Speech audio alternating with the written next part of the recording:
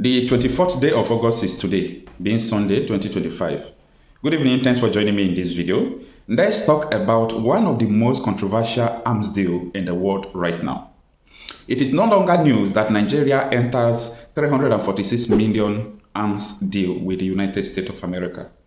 I'm aware of the deal, but it doesn't interest me. Before, I started picking interest when France 24 started making it the topic of the day. The German's national televisions and most top newspapers are publishing about it.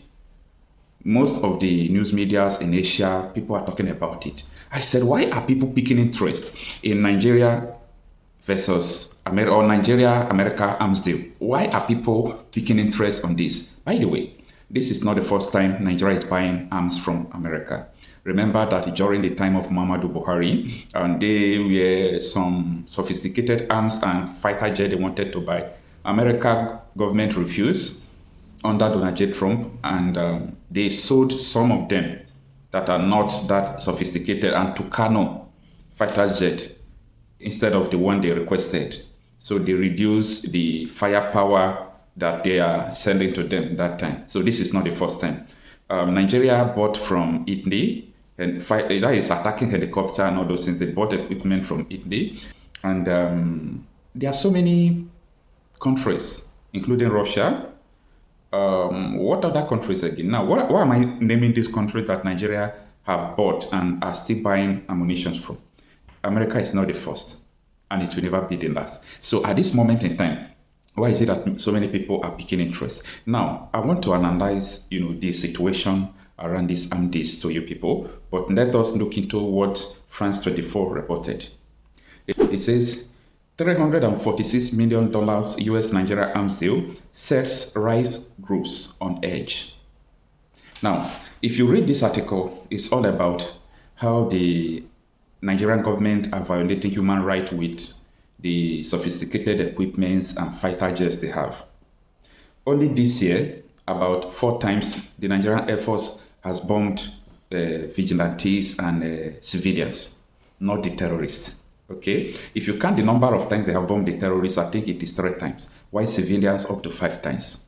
These are the fear of people that they are misusing their ammunition. This is the fear of the international community and so on and so forth. But that is not the problem. I want to tell you the biggest problem with Nigeria continuing buying arms every now and then. I want to quote National Security Advisor Nuhu Ribadu. Nuhu Ribadu said, and I quote, "The weapons used by the bandits and terrorists in Nigeria belongs to the federal government." You know what that means, right? It means that the weapons Nigeria government are buying will end up in the hands of terrorists who are killing the people. Now, I still want to remind you that at the time during Muhammadu Buhari's administration, some bandits were captured, they were arrested. The ammunition they have was Nigerian Army ammunition, AK-47, Javelin, all of them belongs to Nigerian Army. Go and fact check me. What happened? After the arrest, the Nigerian Army came back to take their weapon. How do they manage to give their weapon to terrorists? This is a bigger fear, not even what the France 24 that they are using it to violate human rights is okay. But that is not the main problem. The main problem is that Nigeria government is, I don't know the adjective I'm going to use, but there is a vacuum that they are using to leak their weapons access to the terrorists. The terrorists are in the possession of Nigeria armored tanks. Go and fact check me. I said the terrorists have Nigeria armored tankers. They have it. By the way, at the time, they showcase it. They showcase it in the video when they capture some of them. When it comes to rocket launchers, the terrorists have it from Nigerian government. AK-47, they have it from Nigerian government. At the time, they shot down military aircraft. No noise about this. Nobody talks all these things. So my fear about this government trying to buy weapons upon weapons is that buying of weapon is not Nigeria problem, because the chief of defense staff, the chief of army staff, the chief of naval staff, they have never come at once to tell people that we don't have weapon. That is not the problem. They will always tell you that they are underlying issue why they can't fight the terrorists. How does underlying issue has to do with weapon? CDS said that people should get ready to defend themselves. Are they buying the weapon for the people? CDS said before that they have to fence the whole Nigeria for insecurity to stop. Is the fencing... These things are not laughable, but it makes me laugh because it doesn't make sense at all. Now, let us look into the article from France 24 English. It reads that last week, the State Department approved the possible sales of 346 million in weapons, including bombs, rockets, and ammunition to Nigeria, which is battling jihadist militants in the northeast, armed bandits gangs in the northwest, and separatists in the southeast. Now, the way Nigeria used to project the image of the situation they are facing is laughable. Which one is the bandits gang in the northwest? How many people are bandits killing in the northwest? Nigeria is at war with the bandits. This is a holistic terrorist organization that is ravaging the whole country in a holistic form, every now and then, north, south, east, west. Now, they talk about the separatists in the southeast. Last week, I talked about how the Nigerian government continued to project the agitation of people of pro-Biafran groups, the way they project it to the world. They want the world to know that these people are terrorists, so that tomorrow the world can turn blind eyes to their maybe cries for freedom or agitation. And a lot of people from this region are not paying attention to this.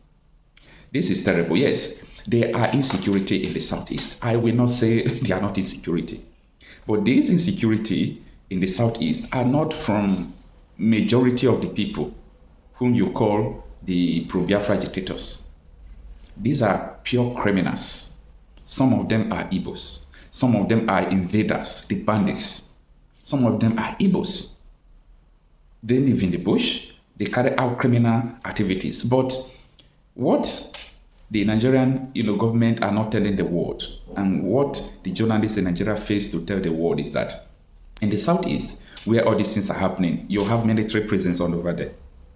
What are they doing? Why are they not stopping it? That is a very critical question people should think, or people should ask. Why are they not stopping it? They are everywhere in the southeast. The politicians sponsor these people, the same politicians who are buying weapons. Now, how will the world see this? That the same government who imported terrorists continue to buy weapons to stop the terrorists. How will the world see this? That Tinubu's Minister of Defense was accused of being part of the terrorists by a sitting governor. But the same minister is championing to buy more weapons. Where will the weapons land? In the hands of terrorists, right? The governor of Benue State said, and I quote, that the insecurity situation in Benue State is masterminded by people in the Senate who approve the sales of weapon or the buying of the weapon, people in the House of Senate. This is one of the most complicated arms deal because people now believe that they are directly or indirectly buying these weapons for the terrorists. What happened if they arm the people? Instead of arming the terrorists indirectly, arm the people. All this your weapon will still end in the hands of the terrorists. The terrorists, every now and then, they are going to the military bases, capturing their weapons, bombing them, killing the soldiers, taking all their weapons. And no one is talking about this. Now, the article continued that civilians have often been caught in the crossfire. In May, the Nigerian Air Force bombed a local self-defense group in Zamfara State, mistaking them for bandits, residents told the AFP. The State Department's own annual human rights report on Nigeria released the same week. It approved the weapon sales, one of airstrikes killing civilians and torture of detainees. Now, let me stop this article here because this is the fear, as I said before, the fear of most international communities that they are going to use it to violate human rights and kill civilians. But that is not my major fear. My major fear is that these arms you are selling to the Nigerian government will end in the hands of terrorists. Their national security advisor confirms what I'm saying. He confirmed it, that most weapons used by terrorists emanated from the Nigerian government. So how do we solve this puzzle? The question is, Nigeria, why are you buying weapons for terrorists? You know that these weapons will end in the hands of terrorists.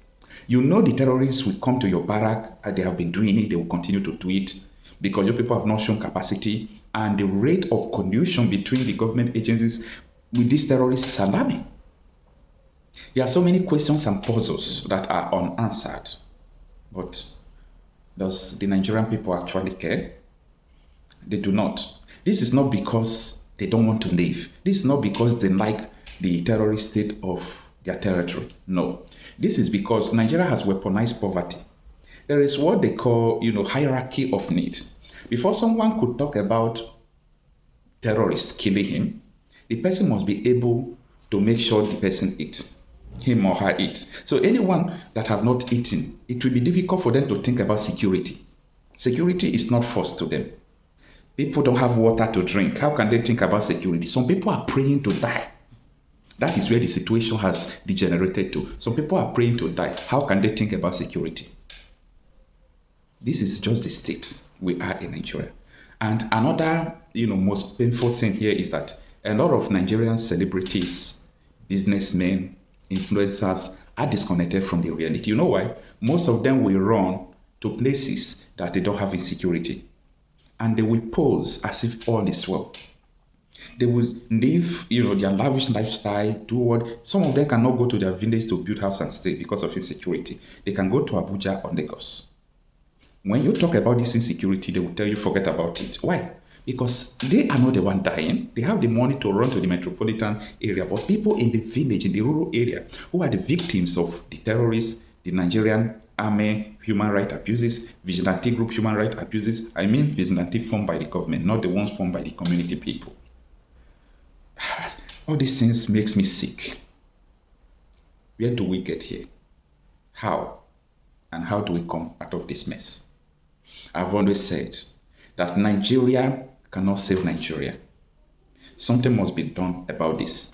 And the best thing people should do is that there must be separation of power. I don't know how they are going to do it. I don't know how it's going to be possible with what I'm saying now, but that is the only solution. Abuja is against the people, and the power should not remain in Abuja. I am Okocha Marcel, a conflict reporter. Let me know what you think about this.